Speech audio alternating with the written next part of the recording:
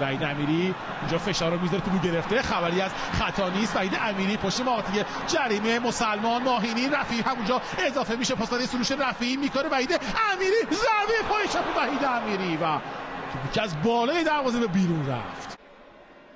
چانگو، راشد علی اشتباه کرده، اونجا هست سروش رفیعی، دروازه خالیه و حالا گل اول پرسپولیس، گل اول واسه پرسپولیس و اشتباه دروازه‌بان راشد علی کار دستشون میده. پرسپولیس ایران 1، الوهدی عربستان امارات 0.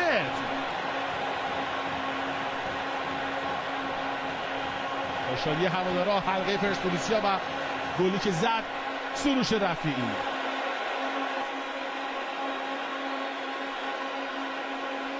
و هم میبینیم صحنه آهسته رو، دستش درد نکنه راشد علی که اشتباه کرد و اینگونه سایه توپ رو زد تا سروش رفیعی دروازه خالیشون رو باز بکنه. صادق محرمی بازیکن جوون و با انگیزه و خوبه پرسپولیسیا، 1 و 2 خوب بازیکن پرسپولیس، پاس عالی توی فضای خالی، وحید امیری، طارمی داخل محوطه، گل دوم واسه پرسپولیس ایران. مهدی طارمی با یه پاسکاری عالی دروازه الوهده رو باز میکنه. تو شوش بودن بازیکن اماراتی، دروازه‌شون باز میشه. پرسپولیس ایران 2، الوهده امارات 0. عالی بود حرکت.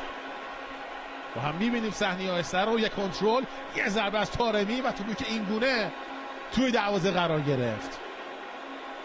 همه چیز خوب پیش رفت. مطر توپ از دست داد، حسینی همونجا نتونست بازیکن خودی رو ثابت بکنه. خلیل ابراهیم پشت محوطه جریمه، لحظه توپ دور شد، باز هم بازیکن الوهده فرصت داره، ضربه که از راه دور خطرناک زده میشه و چه گلی هم زدن، چه گلی زد احمد الاکبری بازیکن خط میانی تیم الوهده و بیرمان فقط مسیر توپ رو نگاه کرد. و هم میبینیم صحنه آهسته رو، تکلم بست اونجا محسن مسلمان، اما نتونست مسیر توپ رو بگیره. بدین شکل توپ رفت گوشه دروازه و دروازه پرسپولیس باز شد. اگه توپ از دست بدن کارشون سخت میشه. یه حرکت پاساری طارمی، زاویه طارمی، گل سوم نه تو گل نشد و از کنار دروازه راشد علی با اختلاف اندک به بیرون رفت. عبدالبسیط، اسماعیل مطر، ابراهیم هم اونجا حضور داره، خلیل ابراهیم سانتر خطرناک رو دروازه، آخ میخواد توپ رد شده از خط. آره گل دوم به سود تیم الوهده است و چه اشتباهی صورت گرفت. کمکران هم با تأخیر گل رو اعلام کرده و بازی 2-2 میشه.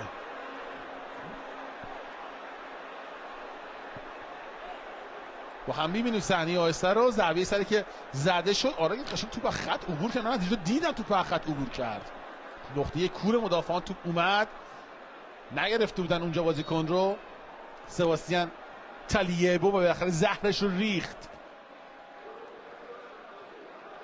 مهدی طارمی، ضربه سر وحید امیری، اونجا برای طارمی، خودش حرکت میکنه. مهدی طارمی داخل محوطه جریمه، پنالتی هست یا نیست؟ نظر داور چیه؟ نه، به سود تیم فوتبال الوهده سود زده و باید مدافعان سفید پوش رو به گردشگر بیارند.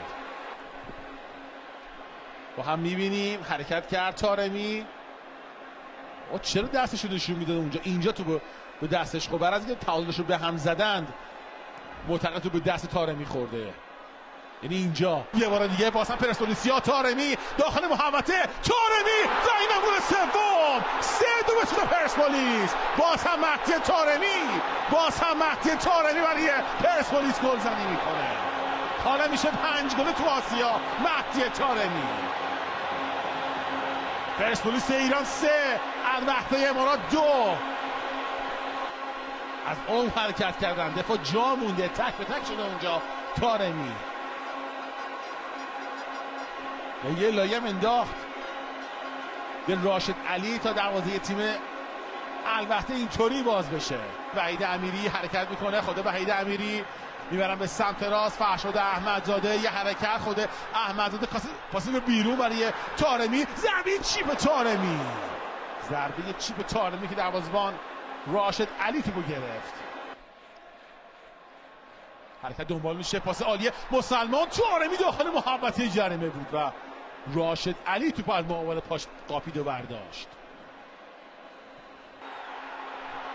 این طرف بازیکن پرسپولیس حرکت میکنن، یک پاس برای علیپور داخل محوطه جریمه خود علیپور. پاس عالی، هتریک طارمی، هتریک طارمی. دروازه الوحده باز شد. حالا بازی میشه 4-2. پرسپولیس ایران 4 الوحده امارات 2. پاس عالی علیپور. 70 دقیقه زمان بازی گذشته و حالا بازی 4-2 میشه. دلم تو میخواد این تیم پرسپولیس که اینقدر خوب بازی کرده تو این بازی به مرحله بعدی راه پیدا بکنه.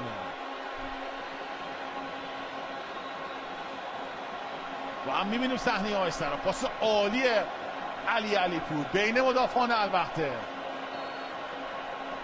خوب کار کرد. وحید امیری میبرن به سمت راست، یک و دو میکنه با فرشاد احمدزاده. یه حرکت داخل محوطه جریمه. مهدی طارمی یه پاس رو عقب برای پرسپولیس فرصت بود. آقا ما صعود کردیم با این نتیجه. خواهش میکنم که دوستان کمی رعایت بکنن و داره جوسازی هم میکنه خاویر آگیره با همون شوتی که زد به توپ. داستان قشنگ تغییر خواست بده. میشم 4 تا خورده. یه بار دیگه فرشاد احمدزاده یک ارسال داخل محوطه جریمه با توپی که مدافعان البته دور کردند.